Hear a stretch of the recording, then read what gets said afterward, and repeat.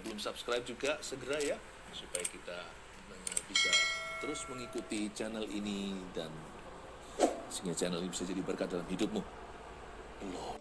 Berbicara langsung pada mereka sekalipun lewat lidah dan bibir hamba.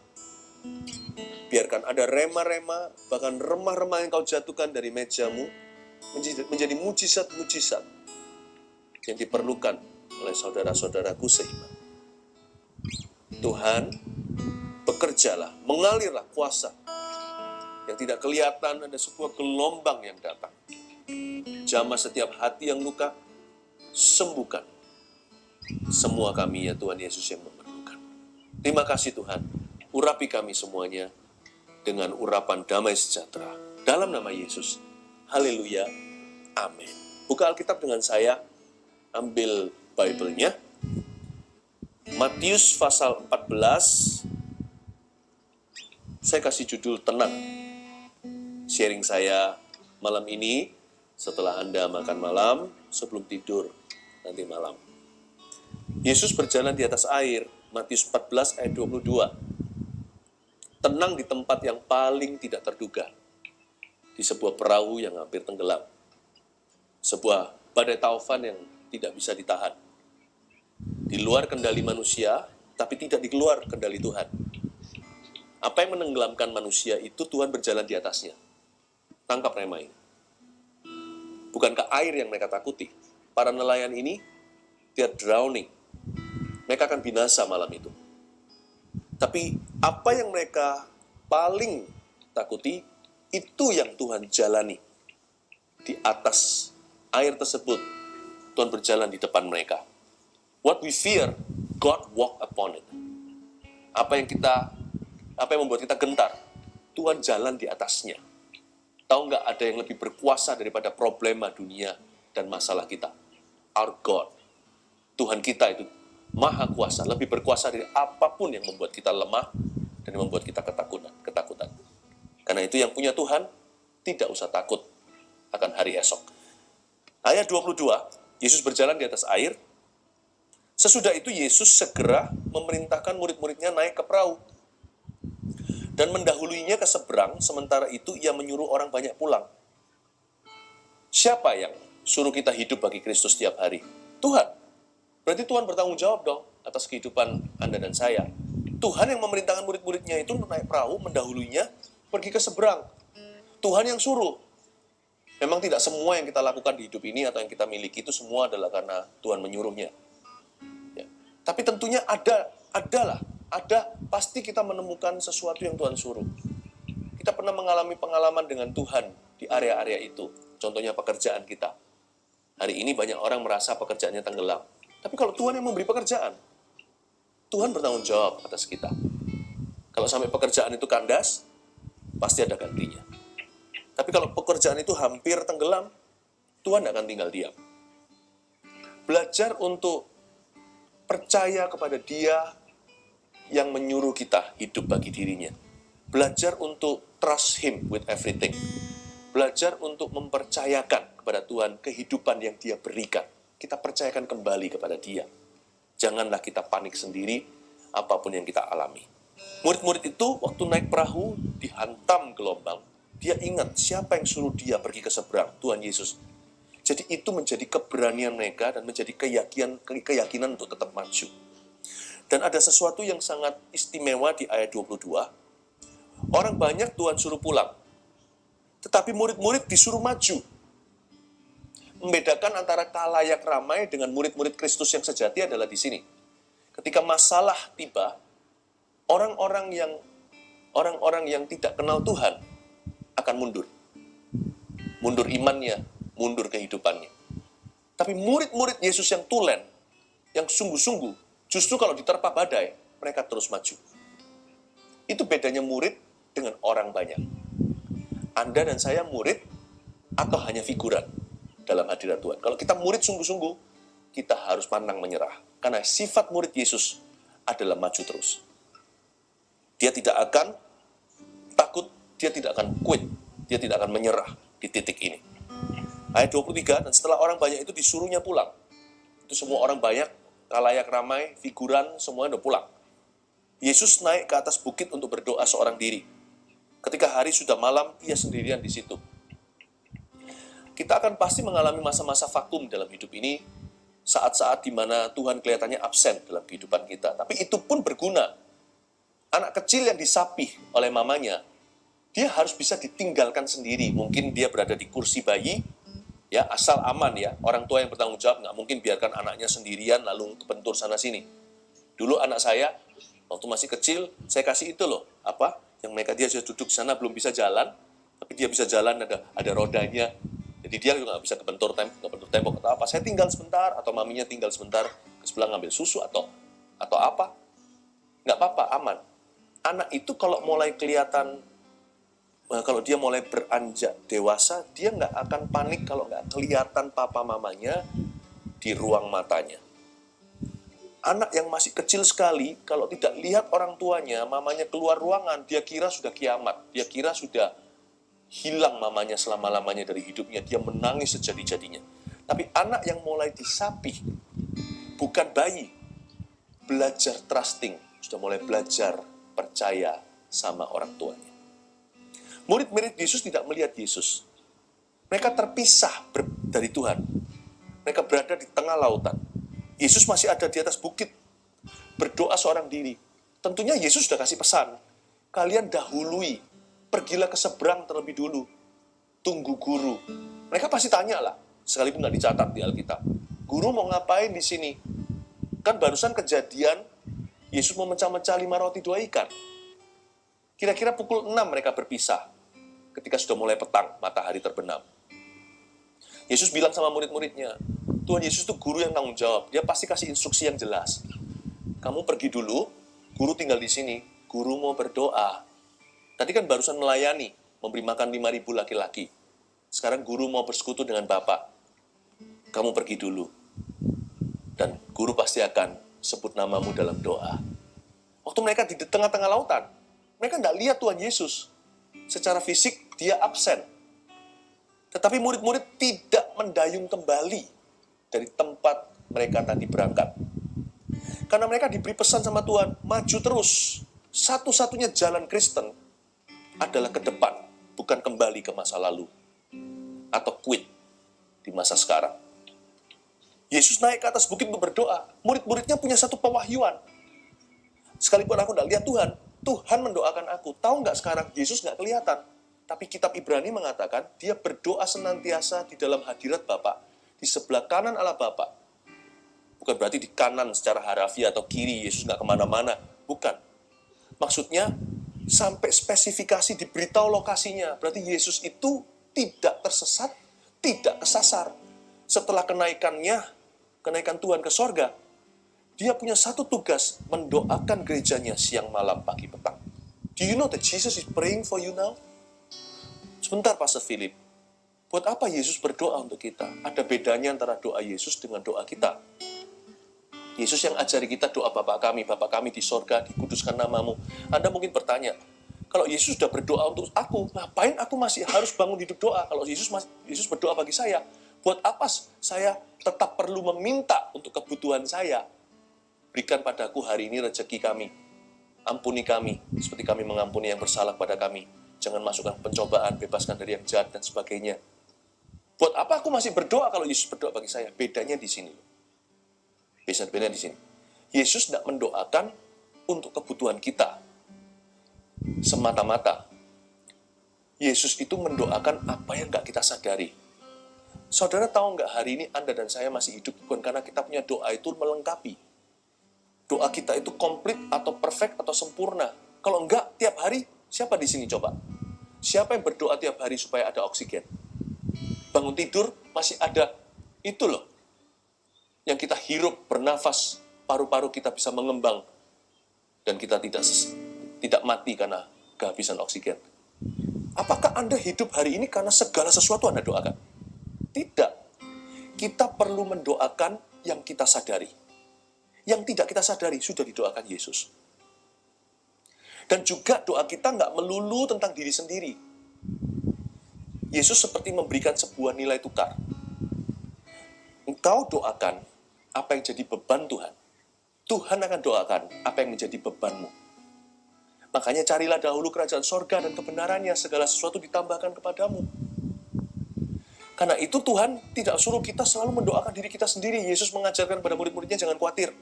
Burung di udara dia pelihara. Bunga itu nggak memintal. Lebih indah dari Salomo dalam masa kejayaannya. Burung pipit tidak mengumpulkan. Dia ada makan, bawa pulang lagi tapau kepada burung-burung pipit yang kecil. Hal-hal seperti ini, kekhawatiran akan kehidupan, apa yang kita makan, yang kita pakai, dan sebagainya, itu dicari oleh orang-orang yang tidak beriman dan tidak mengenal Tuhan. Tapi kamu, kata Yesus, carilah dulu kerajaan sorga. Jangan doa itu melulu tentang kita, meskipun kita juga mendoakan untuk kebutuhan sendiri. Kalau kita semakin banyak porsinya mendoakan orang lain, mendoakan bangsa negara Indonesia, perlu banyak doa orang-orang beriman, anak-anak Tuhan. Kalau kita mendoakan, kalau sekalipun kita punya kebutuhan, kalau kita doakan orang lain dulu, kerajaan Allah dulu dan kebenarannya.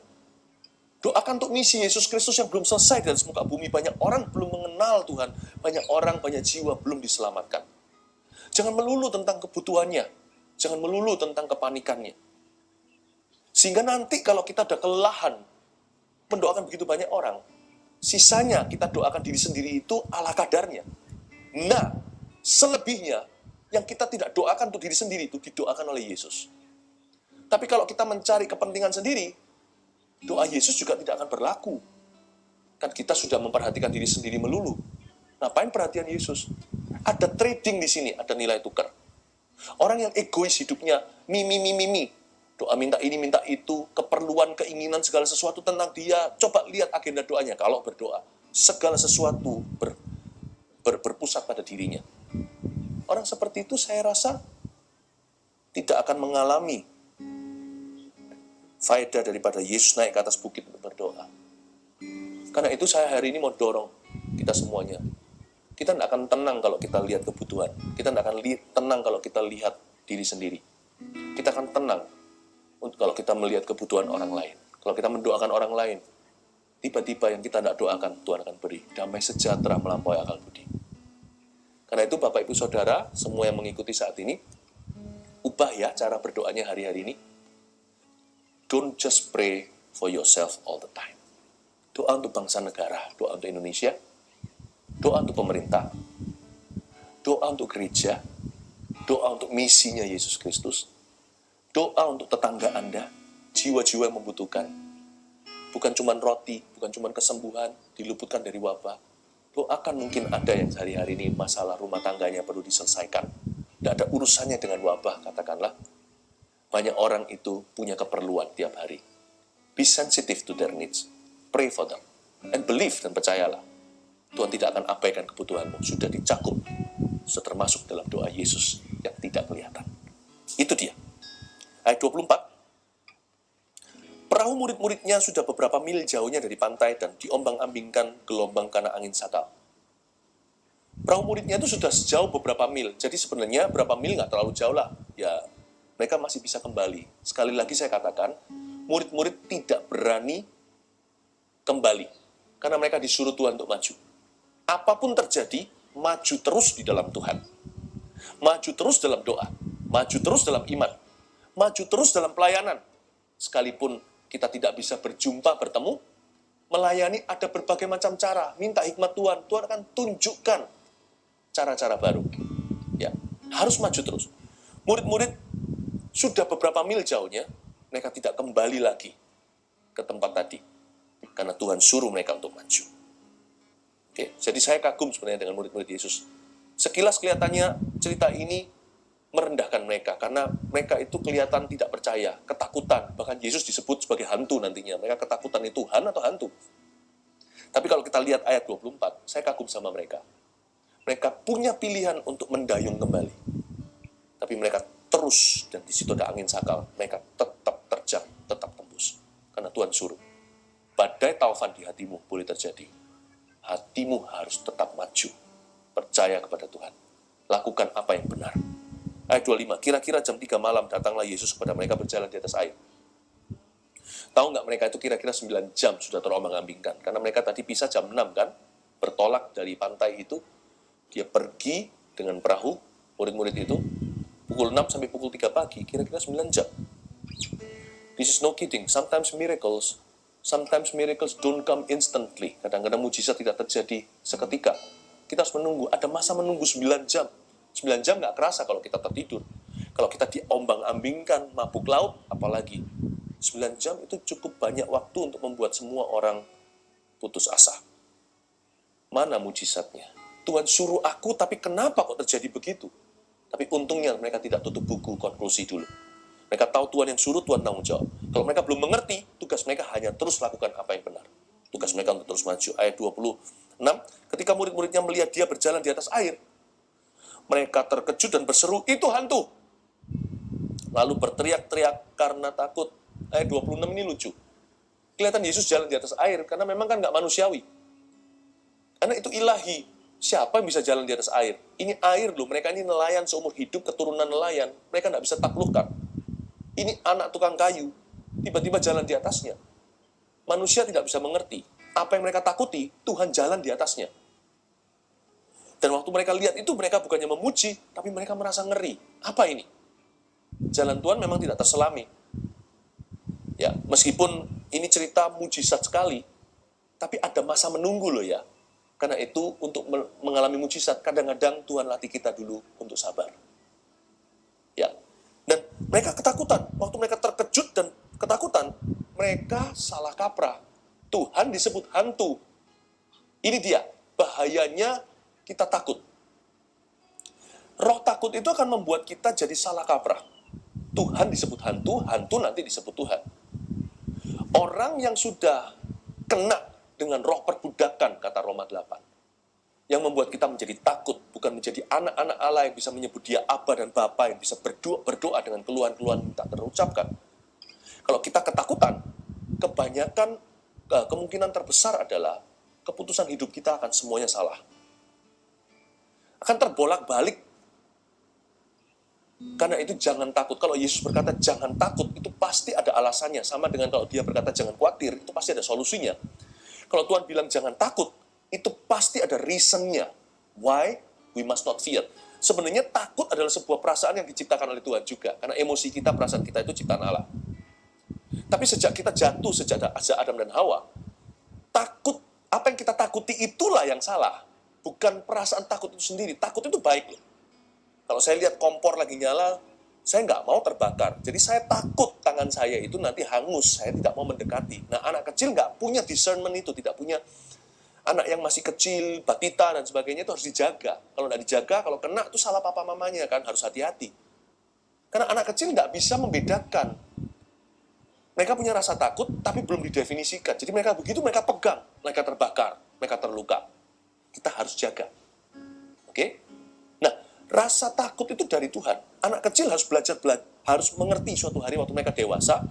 Oh, kalau saya pegang itu sakit sekali. Kalau saya pegang, tangan saya berdarah. Rasa takut membuat kita jadi menghindari bahaya. Takut itu dari Allah. Makanya ada yang namanya takutlah akan Tuhan. Tapi sejak jatuh dalam dosa, dihinggapi setan pula. Yang namanya takut itu twisted, dibengkokkan oleh setan. Sehingga apa yang harusnya kita takuti, kita tidak takut. Apa yang harusnya kita jangan takut, kita takut setengah mati. Nah, disitulah salah kaprah. Tuhan jadi hantu, hantu jadi Tuhan. Jangan takut hatimu. Kalau takut nanti tidak bisa dengar suara Tuhan yang membawa solusi. Kalau takut tidak akan bisa mengalami mujizat Tuhan.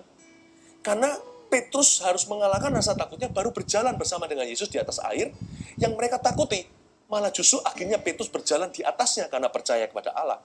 Tuhan mau Anda dan saya berjalan di atas situasi kita. Our circumstances dan kondisi kita. Dan untuk itu terjadi, kita harus jalan dengan iman. Tidak ada orang bisa jalan dengan Tuhan dalam ketakutan. Orang harus jalan dengan Tuhan dengan iman. Karena itu janganlah takut. Ya. Nah, apa yang harus kita takuti? Itu yang didefinisikan ulang. Jangan takut hari esok. Titik. Karena kesusahan sehari untuk sehari. Jangan takut dengan realita hari ini. Karena masih ada hari depan dalam Tuhan. Kan Tuhan berkata, rancanganku bukan rancangan kecelakaan, tapi damai sejahtera today, hari ini, dan masa depan penuh pengharapan. Itu yang disebut Karena itu kita jangan takut akan hari esok. Jangan takut. Lalu apa yang harus kita takuti dong kalau begitu? Takutlah, jangan sampai hari ini kita jadi berubah. Jangan sampai di depan nanti kita berubah jadi orang gara-gara trauma hari ini. Takutlah jangan sampai kita jatuh dalam dosa dan melukai hati Tuhan karena kita dipepet oleh keadaan. Takutlah kita membuat kompromi-kompromi yang mendukakan hati Roh Kudus yang akan kita tuai nanti. Jadi kita harus definisikan ulang. Kalau enggak nanti stres kita itu enggak ada obatnya.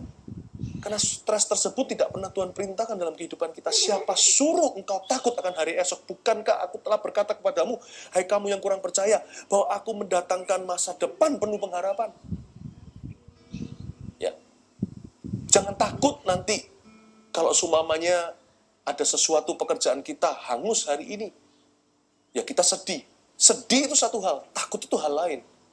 Takut itu mengelaborasi atau mengembangkan dari kesedihan. Nanti kalau sampai ini, nanti aku tidak bisa makan, lalu begini, anakku gini, lalu anakku jadi gelandangan, dan sebagainya. Nah, itu ketakutan. Itu sudah melebihi kesedihan. Kesedihan bisa dimengerti. Tuhan suruh kita menangis dengan orang yang menangis. Kesedihan itu diterima oleh Tuhan. Malah justru disitulah datang yang namanya Roh Kudus penghiburan.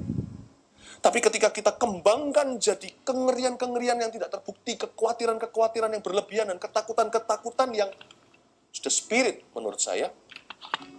Karena Tuhan tidak pernah izinkan, Tuhan tidak pernah ciptakan rasa takut dalam perasaan manusia itu untuk melumpuhkan, tapi untuk menghindari bahaya. Untuk bijaksana. Ketika takut di dalam hatimu menjadi kelumpuhan, itu bukan ordernya Tuhan. Dan ini unik sekali, kasus takut di ayat 26 ini. Karena Petrus dan para rasul, mereka ketakutan di hadirat Allah. Jadi kita bisa loh di dalam hadirat Tuhan, tapi kita tetap takut. Bukan sama Tuhan maksudnya, kita takut akan kehidupan. Kenapa? Karena pengenalan kita akan Tuhan belum sempurna. Jadi saya suka sekali perkataan Yesus berikutnya. Ketika mereka teriak-teriak, dikiranya hantu di ayat 27. Tapi segera Yesus berkata kepada mereka, ini kata-kata Tuhan, tenanglah, calm down guys. Calm down. Mungkin kita bisa protes, ya enak Tuhan bilang calm down, calm down. 9 jam aku mendayu-dayu, gak sampai-sampai kena angin sakal, hampir tenggelam. Tapi sadarkah Anda, bahkan 9 jam itu pun pemeliharaan Allah. Mereka tidak tenggelam, itu kenapa? Meskipun mereka gak ngelihat mujizat lengkapnya, tapi mereka dapat mujizat UMR-nya, mereka dapat minimal miracle-nya, bukan cuma maksimum power-nya. Pernahkah Anda sadari itu bukan kebetulan, bahwa 9 jam mereka itu terombang-ambingkan, tidak tenggelam, tidak ada satu pun jiwa binasa di perahu itu. Itu pun karena Tuhan. Lalu Tuhan berkata, tenanglah, aku ini. Jangan takut. Di tengah-tengah ada kata aku ini. This is me. It's me. Fear not. Kenapa kita itu bisa hidup dalam hadirat Tuhan? Tuhan hidup di dalam kita. Kita tahu firman, kita bisa menyembah. Tapi takut itu nggak pergi-pergi ya dari hati ya. Why? Karena memang pengenalan kita akan Tuhan ada cacat celahnya. Makanya Tuhan berkata, hey, calm down. Me, it's me. Baru setelah itu mereka sadar, iya ya. Menyanyi, memuji, tidak melenyapkan rasa takut. Tapi mengenal Tuhan dengan segenap hati yang melenyapkan rasa takut itu. This is me. Okay, this is me. Dan saya kagum bahwa 9 jam itu tidak tenggelam. Itu pun karena Tuhan. Tahu nggak hari ini? Anda masih ada, masih memiliki apa yang Anda punya. Anda masih ada, bahkan kalau itu pun cuma sisa-sisa. Whatever it is. Apapun kondisi Anda. Tahukah hari ini, God has preserved you. Tuhanlah yang memeliharamu, sehingga hari ini tetap ada bagi dirimu. You haven't seen the miracle you expected. Ya, Anda belum melihat mujizat yang Anda ekspektasikan, yang Anda harapkan. Tapi Anda hidup hari ini aja adalah pemeliharaan Allah. Lalu, Petrus berseru ayat 28. Dan menjawab dia, Tuhan, apabila engkau itu, suruhlah aku datang kepadamu berjalan di atas air. Tuhan suruh aku. Lalu Petrus mulai mencari suara Tuhan. Hari-hari ini jangan gegabah. Apapun langkah yang mau diambil, cari dulu firman Allah. Sekalipun Petrus tahu itu Tuhan udah ngomong, ini saya, ini aku Tuhan Yesus. Petrus tetap minta peneguhan. Kalau itu engkau, suruh aku. Dia mau dengar firman. Jangan sembarang kita melangkah. Cari dulu firman Allah. Dan Tuhan juga taruh firman-firman dengan F huruf kecil sebagai bentuk nasihat-nasihat orang percaya. Berbahagialah orang yang berdiri bukan di nasihat orang fasik. Apapun langkah yang Anda ambil, ada baiknya Anda konsultasikan dengan orang-orang yang Anda bisa percayai. Preferably, idealnya dengan keluarga yang takut akan Tuhan. Ya, dengan saudara-saudara seiman untuk didoakan. Belajar seperti Petrus, rasul gegabah ini. Tapi ada waktunya ketika dia mau melangkah dengan iman. Dia tetap memakai hati yang bijaksana. Dia minta Tuhan memberikan peneguhan. Hari-hari ini Tuhan akan memberimu peneguhan-peneguhan. Saya merasakan ada konfirmasi-konfirmasi ilahi yang akan Tuhan berikan dalam kehidupan Anda sekalian. Baik itu urusan pekerjaan, hubungan, apapun itu juga akan ada konfirmasi dari Roh Kudus. Kata Yesus, datanglah. Maka Petrus turun dari perahu dan berjalan di atas air mendapatkan Yesus. Tetapi kira-kira ketika dirasanya tiupan angin, takutlah ia dan mulai tenggelam lalu berteriak, Tuhan tolonglah aku. Oke, saya akan berhenti di ayat ini, saya jelaskan ayat terakhir. Ketika dirasanya tiupan angin, takutlah ia. Jadi bukan dilihatnya tiupan angin, karena memang ombaknya lagi luar biasa. Jadi Petrus itu tenggelam waktu dia merasakan tiupan angin, bukan melihatnya. Oke? Boleh nggak kita lihat masalah? Boleh. Tapi masalah itu akan menenggelamkan kita ketika kita mulai merasakan masalah itu. Oke. Hari-hari ini, janganlah kita makan terus berita negatif. Boleh nggak kita lihat berita? Harus malahan. Supaya kita terinformasikan yang terkini apa yang terjadi. Supaya juga doa kita terarah. Tapi kalau kita fokus di sana sampai kita merasakan you can see your problem, but you must not feel your problem. You must feel. Harusnya kita merasakan hadirat Tuhan. Merasakan keyakinan. Merasakan iman. Meskipun mata kita secara jujur menilai keadaan. Mari kita belajar to feel the invisible. And to see the visible. Bukan sebaliknya. To see the visible. Kita harus melihat yang kelihatan, tapi merasakan yang tidak kelihatan. Jangan sebaliknya. Jangan sebaliknya, kita merasakan yang kelihatan. Dan itu menjadi realita kita dan melumpuhkan. Belajar untuk melihat yang kelihatan, tapi merasakan yang tidak kelihatan. Sehingga kita tidak terpengaruh dengan keadaan. Tapi kita punya iman. Hidupku tidak terpengaruh dengan apa yang terjadi, tapi apa kata Tuhan. Amin. Lalu pada saat terjadi tiupan angin itu tenggelamlah Petrus. Lalu dia berteriak, Tuhan tolonglah aku. Tahu nggak? Petrus tenggelam kan? Tuhan tolonglah aku. Waktu Petrus tenggelam, itu pun slow motion. Saya pernah khotbahkan ini dulu di gereja. Cobalah Anda kalau punya swimming pool, atau nanti ya kalau sudah bisa pergi ke kolam renang, coba kaki Anda satu masih di pinggir kolam renang, satu sudah di air, lalu dua-dua taruh di air. Keburu nggak bilang, Tuhan tolonglah saya.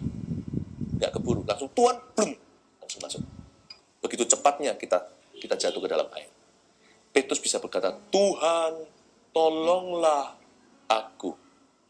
Yes, you're going down.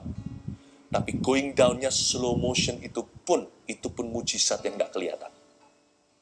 Berarti kalau kita down, kita selalu punya kesempatan cukup untuk get up.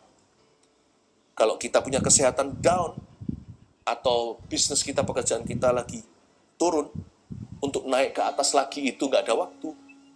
Mungkin kalau realita kita itu menenggelamkan, paling tidak satu hal Bapak Ibu Saudara, hati kita bisa cepat berbalik kepada Tuhan. Jangan izinkan hatimu turut tenggelam dengan keadaanmu. Hati itu jawaban. Ketika hatinya berseru sama Tuhan, Tuhan tolonglah saya. Detik itu juga terjadi mujizat yang indah. Petrus berjalan di atas air dan naik ke perahu dengan Yesus. Do not let your heart drown. Hati selalu cukup waktu untuk berbalik dan berseru pada Tuhan dalam segala keadaan. Amin. Mari kita nyanyikan lagu ini bersama-sama. Mengalir Kuasa dari tempat maha tinggi, Bapa kekal mulia, Kau hadir di sini, memulihkan hati, menyembuhkan yang terluka. Ku kan tenang bersamamu, Bapa. Lagi. Mengalir kuasa dari tempat maha tinggi, Bapa kekal mulia, Kau hadir di sini, memulihkan hati, menyembuhkan yang terluka. Ku kan tenang bersamamu, Bapa. Ku kan tenang bersamamu, Bapa. Ku kan tenang bersamamu, Bapa. Tuhan Yesus, hamba berdoa supaya setiap hati Kau kuatkan. Hamba minta satu buah dari IG Live hari ini, jiwa yang tenang dalam diri anak-anak Tuhan. Sebab ada jalan kembali, dan tidak ada satu pun akan tenggelam. Aku imani dan doakan. Apapun itu juga, yang hilang akan bisa ditemukan kembali, yang patah akan bisa disambung lagi. Cuma perlu waktu di depan dan percepatan akselerasi dari Roh Kudus. Yang pasti Tuhan selalu bekerja dengan satu titik start, yaitu hati dan jiwa yang tenang di hadirat Tuhan. Tenanglah jiwamu. Saya berdoa di dalam nama Yesus. Hamba berdoa, justru pada waktu kejernihan hati terjadi, suaramu akan lebih jelas dan lebih jelas terdengar dalam diri putra putrimu. Terima kasih Tuhan Kudus, terpujilah nama. Dalam nama Yesus berkati kami semua. Haleluya.